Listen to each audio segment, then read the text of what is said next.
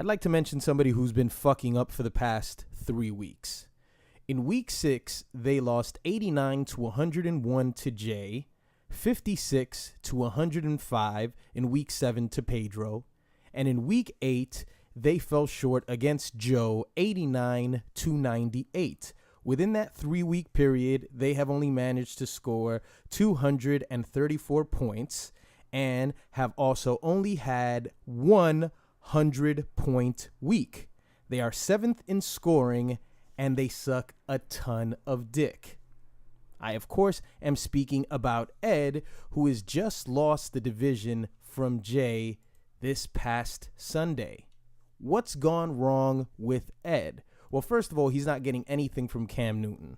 Cam Newton is one of those players that I have been very public about the fact that they have hurt me in the past and we can't be together anymore, and I will never, ever, ever play them again, along with Anquan Bolden and somebody else who I cannot remember, but Cam Newton is that person for me. You can't trust him. He throws too many interceptions.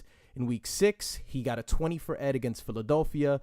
Against Chicago, he got a 7 with 2 interceptions and a fumble. And oh, by the way, in that week 6 performance that he got 20, he got 3 interceptions as well. Just this last week, he got 1 interception and 12 points. No consistency out of Cam. Ed also hasn't gotten almost anything out of AJ Green over the past 2 weeks. 4 points, 8 points. He has 0 running game. Marshawn Lynch was suspended, but it's not like he really did much of anything when he was on the field anyway. DeMarco Murray, nothing. If I'm not mistaken, that was Ed's number 1 pick. For those past 4 weeks, he's gotten 4 points, 14 points, 6 points with 1 touchdown. Joe Mixon, I guess, is his go-to running back for the Bengals. He's got Chris Thompson. So Ed has no real solid players, no real commodities, because even if you look at Ed's team in terms of trading, AJ Green is his most valuable player, and it's almost to the point that if he trades AJ Green, he's got nothing. And also, like I told you guys, November 16th, Thursday, 12 p.m. is the trading deadline. So Ed is pretty much, or has pretty much, fallen from grace, losing the division from Jay, and now he's on his way to Fucksville. This is your Week 8 recap, and yes, I am no longer undefeated. I was beaten by Ewok Rape, which I pretty much predicted. This bye week raped me. During this 7-week winning streak, I enjoyed outscoring teams 771 to 520, a 4-1 division record, and what will pretty much be the longest streak of the season. At this point, Orlando has won 3 games in a row, but I think he faces me at some point towards the end of the season, so that's not going to continue, my friend.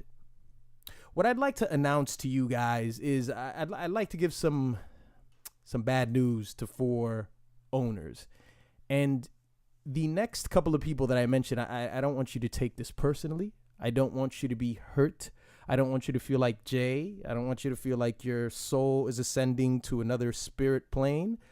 I want you to be calm. I want you to be still and be poised in the face of adversity, because I'd like to let you guys know who I don't think is making the playoffs. First of all, it doesn't take a rocket scientist to realize that Pedro is done. No, Pedro is not mathematically done. He is not out of it just yet. He is 2-6. He's not mathematically out of it, but he might as well be. The only beacon of hope that Dro has is that he's currently 5th in the points rankings, so that gives him some glimmer of hope. The next team, who I do not believe is making the playoffs, is Hensel. That comes to no surprise to anyone. Hensel, it's the same old story. It's managerial choices in the face of injuries and everything else. Hensel will not be making the playoffs. Paul, I've already told you you're not making the playoffs. You knew you were part of this group. I don't know why you're even, anticipating something differently. And the fourth team, who I do not believe is making the playoffs, is Eric. Now, what I have here is a list of their next 4 games. I'm not counting this week. I have the list of their next 4 games, and I've ranked which one out of the 4 of them, based on the matchups that they have, who has the most strength as far as schedule. Let's start off with Paul, okay? So for the next 4 weeks, Paul's matchups are Dro, Andy, Joe, and Jay. Sorry about that. Eric's next 4 matchups are Jay, Ed, Andy, and Dro. Dro's next 4 matchups are Paul, Orlando, me, and Eric. And as for Hensel, he's got Joe, me, and Ed and Andy. I'm sorry. I think the person with the biggest strength in this schedule, well, I have a point system that I developed based on the rankings of the point totals, which obviously is me at the top and Hensel at the bottom. So just like any one of these ranking systems work, if you have a lower number, that means you are going up against harder competition, because obviously if you face the top 4, then the number would be lower than if you were facing the bottom 4. So if you've got the lowest number, you've pretty much got the toughest shot at winning. The addition of Paul's matchups came out to 19. Eric's addition came out to 22. 19 for Dro, and 20 for Hensel. Obviously, all very close to one another, but Paul and Dro are tied. Now, I do believe because Paul is an inferior team to Dro's, and I'm not just saying that to say it, the stats obviously show that Paul is the 9th ranked team in as far as points with 593, and Dro is in 5th with 618. Now, it's not a big gap, but Dro's above him. Now, because of that, I will say that the toughest task is on Paul moving forward for the next 4 weeks. Obviously, after that, it would be Dro. And Eric and Hensel are a little different because, I mean, Eric starts off the next 2 weeks against Jay and Ed. Ed, as I told you, hasn't had the best go-around for the past 3 weeks, but I have confidence that Ed's going to make the playoffs and Ed's going to make changes. He's just not going to be a negligent owner and just watch his team burn. And then he's got Andy and Dro. As I told you, Hensel has Joe, me, Ed, and Andy. So I'm going to give Eric the advantage here and say that because Eric would be more aware of what's happening to his team, and I'd put Hensel at the bottom of this schedule system. Yes, I know Paul and Dro's teams have lower numbers, but since it's Hensel and the numbers are pretty much so close to one another, I have to imagine that Hensel is going to have the toughest go around, considering the fact that there'll probably be some injuries. I'm sorry if any of that confused you. I may have confused myself, but moving along, those will be the bottom 4 teams for this season, unless somebody proves me different. And, Ed, as I said, technically has been the worst team over the past month. But let's see what Ed does. So let's move on to these week 8 games. Obviously, you had Eric defeating me 75-46. I have received the Tito Award for the very first time this season. Orlando defeats Paul 121-75. Jay has the highest point total of the season with 133 points up against Hensel. Let's see what gave him such a high total.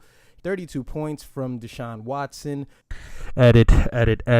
We have scheduled an interview with Jay Soul, as we have just found out that he does not have Deshaun Watson for week 9 of the season. Jay Soul, how are you? Woo! Gee, that's so interesting. So moving forward, now that you do not have Deshaun Watson or Ezekiel Elliott for this week, how are you feeling about this week and the rest of the season? That's so intriguing. Such great answers. Such a horrible team. Such bad misfortune and all because he lost to Andy. And now back to our regularly scheduled program. 25 from Ezekiel Elliott, who is suspended this week. 28 from DeAndre Hopkins for a grand total of 133 points. Andy defeats Pedro 100-63, and Joe comes out on top against the terrible, the atrocious, they don't want you to win 98-89. That bye bug really caught me. It really hurt me. I had no fucking idea that my team would just not perform at all for me, just not show up. I'm ashamed, and I feel like Paul. Moving on to the Week 9 matchups, we have Peggy going up against Paul. And Paul, you know, you've been the topic of a lot of slander here at the recap.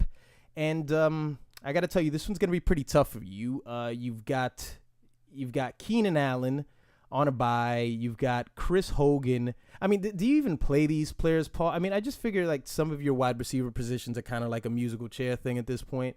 I see you've got Paul Richardson in here. Maybe you're throwing him in there because his name is Paul. Christian McCaffrey, who's been a dud so far this season.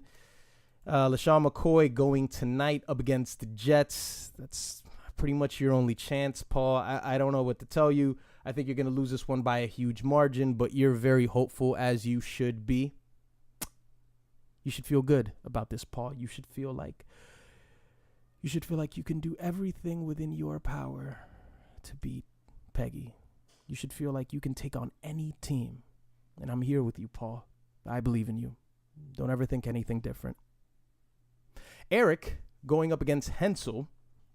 We also have Ed up against Orlando, Joe against Andy, and Jay up against Pedro. Now, as I said, Pedro isn't out of it technically, but you have to imagine that if Dro loses this game, I mean, he's on his way to getting the number one pick. I have to check the papers for the next week and see if Dro has ever finished at the bottom of the season. Because if I'm not mistaken, Dro's always been pretty consistent as far as making the playoffs. He hasn't been very consistent moving, forward into the second or third round, but he's always made the playoffs. But we got to see what happens with Dro, but I think he's pretty much done. So this was your Week 8 recap. And as always, may your quarterbacks get hurt before they leave the locker room. May your running backs pull their hamstrings, and may your wide receivers get arrested for marijuana possession. Go fuck yourselves.